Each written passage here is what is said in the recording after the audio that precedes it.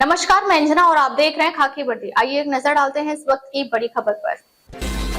बलात्कार, gangrape, POCSO जैसे गंभीर मामलों में मीरा भाईंदर पुलिस किसके दबाव में बीजेपी की अनीता पाटिल को बचा रही है। एक छोटी बच्ची से बलात्कार, गैंगरेप, पॉक्सो मामले में बीजेपी मीरा भाईंदर की नगर सेविका और महिला बाल कल्याण समिति की अध्यक्ष अनीता पाटिल के विरुद्ध पीड़ित बच्ची ने एफआईआर में बयान दिया है कि अनीता पाटिल कैसे बच्ची को कई सालों से अपने बलात्कारी भाइयों से बचाने के लिए डरा रही थी और एफआईआर न होने के लिए मामले को कई सालों से दबा रखी थी। अपने बीजेपी के नगर सेविका पद का दुरुपयोग करके अनीता पाटिल के खिलाफ सारे सबूत सोशल मीडिया पर कई दिनों से वायरल हो रहे हैं। आखिर इतने सारे सबूत होने के बावजूद मीरा भाईंदर की काशी मीरा पुलिस अनीता पाटिल को गिरफ्तार क्यों नहीं कर रही है। मीरा भाईंदर की जनता में आक्रोश है कि बीजेपी की इस महिला ने अपने पद का दुरुपयोग किया और सालों तक अपने भाइयों को दुष्कर्म करने दिया। अनीता पाटिल जैसी महिला समाज के लिए एक धब्बा है और ऐसी महिला को बीजेपी पार्टी से तुरंत बाहर निकालना चाहिए और सारे पदों से मुक्त करके तुरंत पुलिस के हवाले करना चाहिए। इस मैसेज को इतना फॉरवर्ड करो कि ये मुख्यमंत्री और प्रधानमंत्री तक पहुंचे और उस बच्ची को न्याय मिले जिसके साथ 10 साल से सामूहिक बलात्कार हो रहा था और अनीता पाटिल को तुरंत जेल भेजा जाए। नमस्कार दोस्तों, आज बहुत ही गंभीर मामला लेकर आपके समक्ष आई हूँ। मीरा रोड स्थित पुलिस स्टेशन में पिछले कुछ दिन पहले एक मामला आया जिसमें नाबालिग बच्ची के साथ यौन उत्पीड़न, लैंगिक अपराध और बलात्कार जैसे घिनौना अपराध किया जा रहा था और बच्चे से पता ये चला कि वो प्रभाग क्रमांक 16 के 5 बार जीती हुई नगर सेविका श्रीमती अनीता पाटिल जी के भाई राजेश चौहान द्वारा किया जा रहा था। बच्ची ने ये बताया कि जब से यौन उत्पीड़न उसके साथ शुरू हुई वो 13 या 14 साल की कुछ थी और उसके साथ में ये कई बार बलात्कार जैसी अपराध हो चुका है और अनीता चौहान जी का राजेश चौहान जो भाई है, उसके अलावा दयाराम चौहान जो उसका छोटा भाई है, वो उसके अश्लील वीडियो निकालकर उस बच्ची को डरा धमका कर वो भी उसके साथ में बलात्कार किया करता था। बच्ची ने इस विषय पर कई बार कहना चाहा, परंतु हमेशा इन दोनों भाइयों ने उस बच्ची को उसकी मां को मारने की धमकी दी। कई धमकियां देकर ये उनके साथ यौन उत्पीड़न की वो बच्ची शिकार होती रही। उस बच्ची ने हिम्मत करके अनीता पाटिल जी जो अभी मनप्पा में मीरा भाईंदर महानगर पालिका के बहुत ही विशेष पद पर हैं, महिला बाल कल्याण समिति के सभापति हैं, उससे उसने अपनी तकलीफ की गुहार की। सोचने वाली बात है और मेरे लिए बहुत ही स्तंभ होने वाली बात है। एक महिला होकर उस छोटी सी बच्ची को अनीता पाटिल जी ये कहती है कि ताली एक हाथ से नहीं बजती है। मैं मीरा भाईंदर शहर की हर उस महिलाओं को ये पूछना चाहती हूं, क्या महिला बाल कल्याण समिति के पद पर बैठी हुई श्रीमती अनीता पाटिल जी जो 5 बार 16 नंबर प्रभाग जो उसी की प्रभाग की उस बच्ची थी, उसके लिए उन्होंने जो ये बात कही कि ताली एक हाथ से नहीं बजती है, ये क्या उनके बोले हुए शब्दों के लिए आप क्या रखते हैं अपनी भाषा, अपनी बात को? क्या उनके ये कहने का तरीका, ये उनका ये विचार कहीं ना कहीं आपको ठीक लगा? अनीता पाटिल जी से मैं ये कहना चाहूंगी कि आज उस बच्ची की बात थी क्योंकि वो आपके घर की बात थी, आपके भाइयों की बात थी। आप एक मानवता के नाते, आप एक महिला होने के नाते उस बच्ची का साथ सिर्फ ये कहकर दिया आपने कि जिन्होंने गलत किया है उनके साथ उनको सजा मिलनी चाहिए। आपने ये नहीं कहा कि इस बच्ची के साथ मैं खड़ी रहती हूं, भले वो मेरा भाई होगा, परंतु इस बच्ची को न्याय जरूर मिलना चाहिए और मैं बच्ची के साथ हूं। आज जिस सत्ताधारी जो 78 सीट पर आज बड़े भारी बहुमत के साथ में जीतकर आई जो पार्टी है, वहां पर 78 नगर सेवकों में आधे से ज्यादा महिलाएं हैं।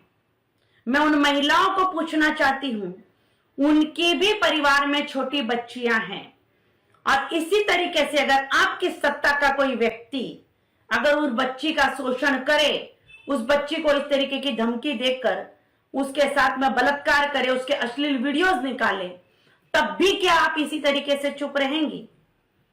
मैंने कई बार देखा है कि सत्ताधारियों द्वारा महिला सशक्तिकरण के लिए, बेटी बचाओ बेटी पढ़ाओ के लिए, बेटियों के उत्थान के लिए कई बार ये कार्यक्रम करते हैं और बड़े बड़े मंच पर ये अपनी बातों को रखते हैं। तो आज इन सत्ताधारी महिलाओं से मैं ये बात पूछना चाहती हूं कि ये सत्ता की बात थी, सत्ताधारियों की बात थी, आप जिस पार्टी से जुड़े हैं उस पार्टी की बात थी, इसके लिए आपने अपने मुंह पर कहीं ना कहीं जिप लगाकर रखा हुआ है, मौन रह रहे हैं आप।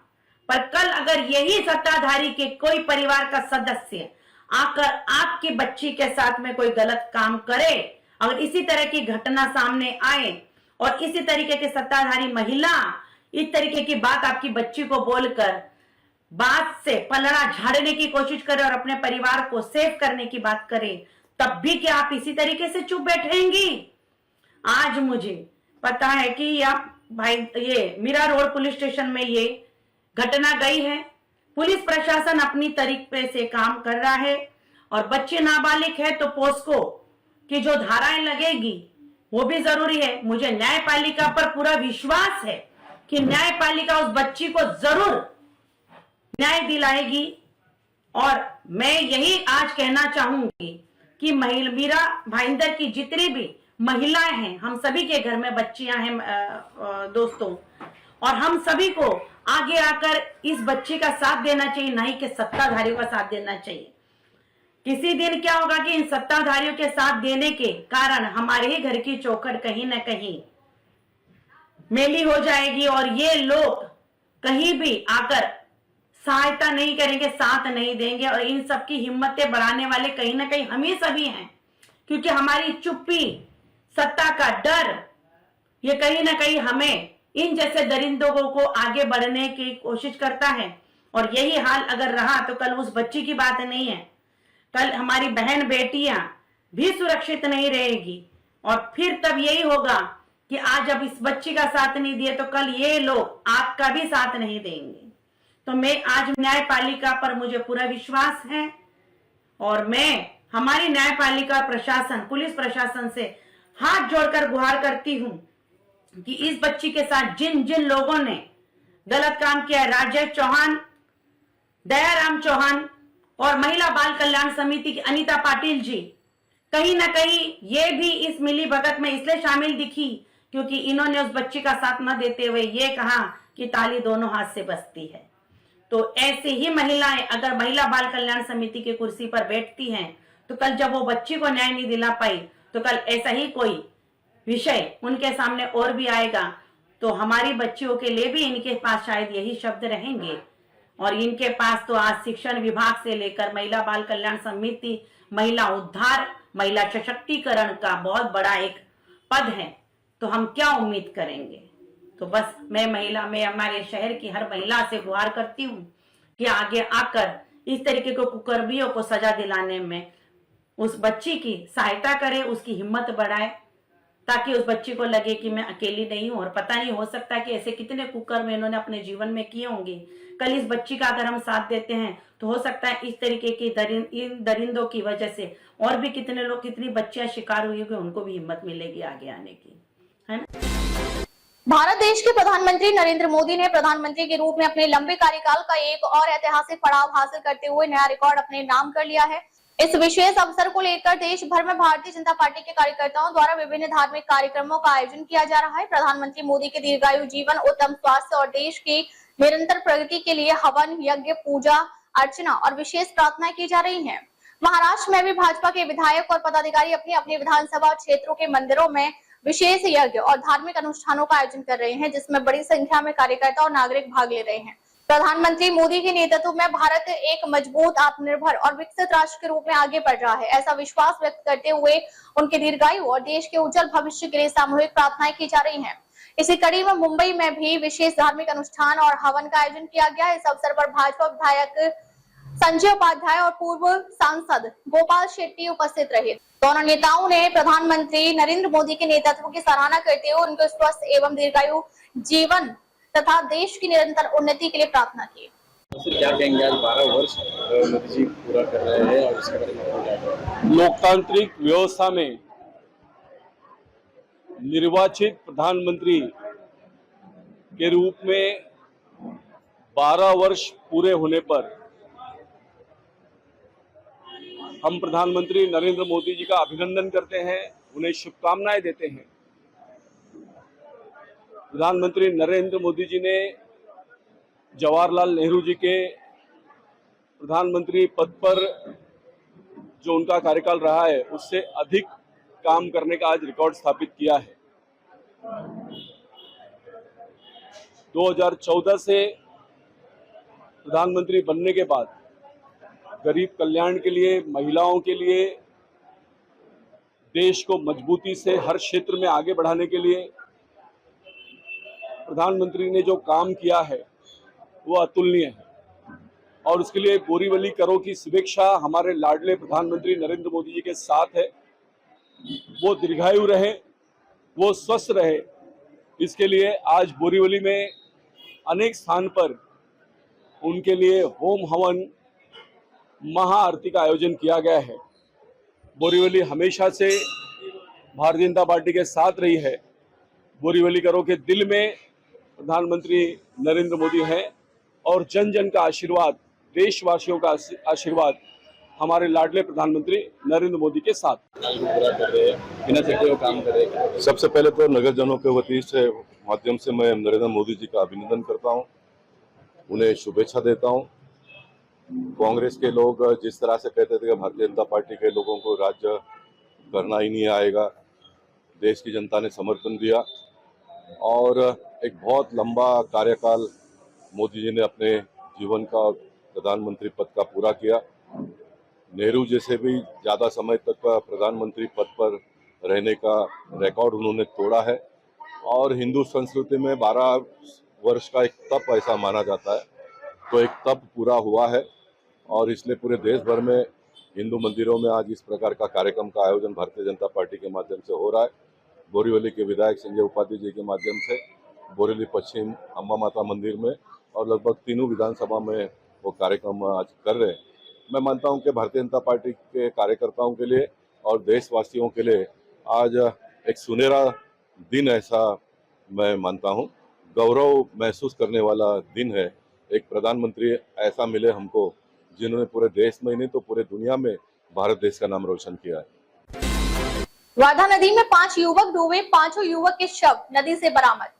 घुघुस के वर्धा नदी घाट इलाके में हुए भयानक हादसे से पूरा जिला हिल गया है। सोमवार दोपहर घर से निकले 5 युवकों के वर्धा नदी के पानी में डूबने की दुर्भाग्यपूर्ण घटना सामने आई है और मंगलवार शाम तक 5 युवक के शव बरामद कर लिए गए हैं। इस घटना से घुघुस शहर और आसपास के इलाके में दुख का माहौल फैल गया है। जानकारी के अनुसार इंदिरा नगर के तन्मय नवनाथ पाठाड़े उम्र 18 वर्षीय, रोहित बाबा राव बोबड़े उम्र 17 वर्षीय, सनी असम केल्लीवार उम्र 17 वर्षीय, नकुल भास्कर केलजारकर उम्र 20 वर्ष और सम्यक देवराव सोनटक्के उम्र 19 वर्ष सोमवार दोपहर वर्धा नदी घाट इलाके में गए थे।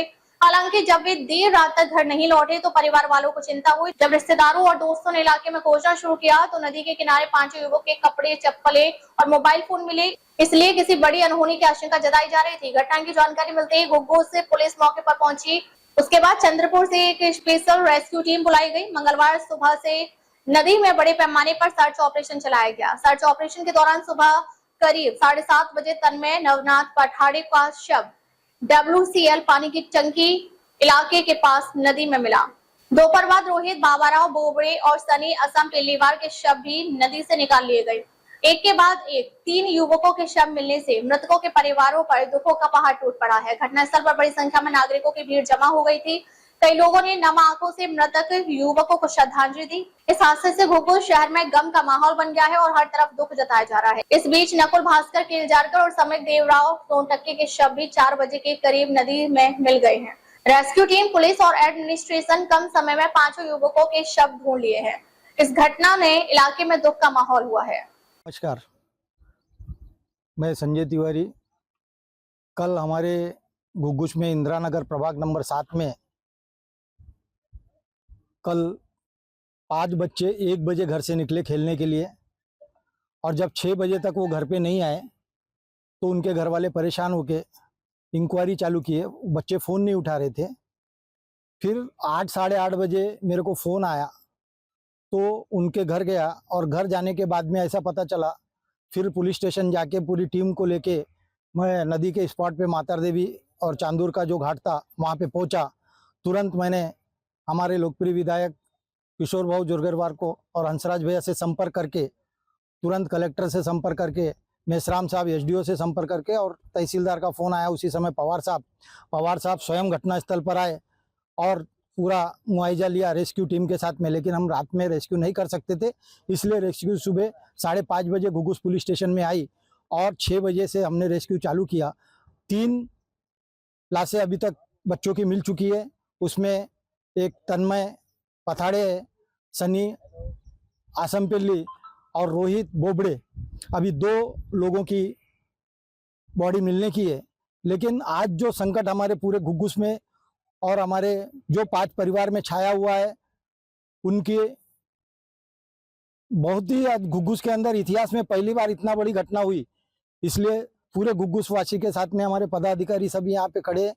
कल रात से कल 3 बज गए हम लोगों को और सुबह 5 बजे से हम लोग यहाँ पे है और प्रशासन के साथ में हमारे कार्यकर्ता और रेस्क्यू टीम पूरी मदद कर रही है। जैसे ही 2 बॉडी निकलेंगी वैसे ही हम आपको करेंगे। लेकिन भगवान से हम यही प्रार्थना करते हैं उनके घर परिवार को, उनके परिवार वालों को इस संकट से उभरने की शक्ती प्रदान करें।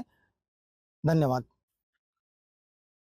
आज घुग्गुस इथे एक खूप अशी दुर्दैवी घटना झालेली आहे। इथे 5 जे आमचे इंदिरानगरचे जे 5 मुलं आहे, जे त्यांच्या वय 18-19 वर्षाचे असणार, ते इथे पोहायसाठी आले आणि त्यांचे दुर्दैवाने तिथे डुबले। आणि काल रात्री जेव्हा आम्ही इथे पोहोचलो तेव्हा संजू भैया इथे होते। त्यांनी सगळ्यांना सामोर घेऊन पुढाकार घेतला। त्याच्यानंतर मी स्वतः, आम्ही तहसीलदार साहेबांसोबत आम्ही सगळे तिथे उपस्थित होतो। तिथे काल रात्री अंधार असल्यामुळे आणि ती व्यवस्था बरोबर नव्हती, त्याच्यामुळे काल ते रेस्क्यू झालेला नाही। पण आज सकाळपासून रेस्क्यू केला आणि त्याच्यामध्ये 3 लोक मिळाले आणि जे 3 मुलं मिळाले, आता बघितलं तर ते आपल्या घरचे एकटेच मुलं आहे। 4 घर तसे आहेत ज्याच्या घरी एकटेच मुलं आहे आणि बाकी जे आहे ते इतकी मोठी दुर्दैवी घटना आहे की आपण त्यांना सांत्वना देऊ शकतो, पण त्यांचं दुःख आम्ही समजू शकणार नाही। पण त्यांना आता जे काही आमची त्यांच्यासोबत राहून आमची सगळी टीम, त्यांची जे आम्ही त्यांना सहानुभूती देऊ शकणार आहे, जे काही करू शकणार, आणि वारंवार किशोरभाऊ जोरगेवार, जे आपले इथले लोकप्रिय आमदार आहे किशोरभाऊ जोरगेवार, ते कंटिन्युअसली आम्हाला सगळ्यांना फोन करून, मला संजू भैयाला, संतोष भैयाला, निरीक्षण भैयाला, सुनील भैया, सगळ्यांना कंटिन्यू फोन करून ते विचारत आहे की काय चालू आहे, कसं चालू आहे। कारण ते काही कारणास्तव काल रात्रीच ते मुंबईला निघाले, त्याच्यामुळे ते आज इथे येऊ शकले नाही। पण ते कंटिन्यू आम्हाला फोन लावून वारंवार सगळं इथलं काय काय होत आहे सगळं आम्हाला 106 करताना विचारत आहे आम्हाला। ते जे काही होऊ शकते आम्ही या सगळ्या 5ही परिवारासोबत आहे आणि खूप मोठी दुर्घटना आहे, त्याच्याबद्दल आम्ही काही जास्त बोलू शकत नाही, पण आम्ही त्याच्यासोबत आहे। अब तक ये बस इतना ही, फिर मिलते हैं एक ऐसी ही बड़ी खबर के साथ। अब तक के नमस्कार और देखते रहिए खाकी वर्दी।